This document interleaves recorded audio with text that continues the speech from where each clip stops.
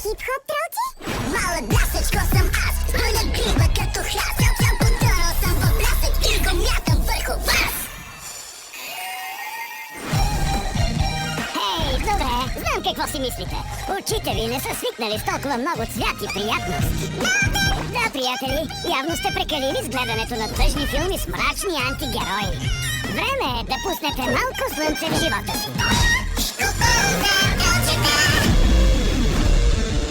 Какво става? Аз съм Кралица Бар от хард-рок тролчетата. Кралица на рока ще унищожа цялата музика, освен рока! Кой беше това? Истината е, че има и други видове тролчета. Еха, наистина? Другите тролчета не са като нас. Те пеят различно, танцуват различно. Различни са по начини, които не можете да си представите. Честит рожден ден! От създателите на Шрек и Беда Бос. Различията нямат значение. Ще обединим всички тролчета, за да попречим на Бар да унищожи музиката. Идвам с теб. Да спасим света! Добре, чао! Този април.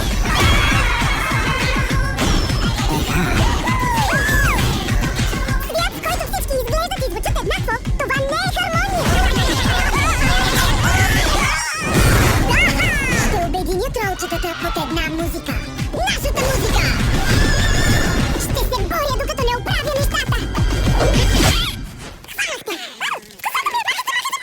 Тролчета, турнето. Как ще излезем с прегръдка сега? Ще ви защитавам с всички сили! Аз обещавам с котре! Обещанието с котре е завинаги. Обещание с котре? Гадост. 17 април в кината на 2D и 3D.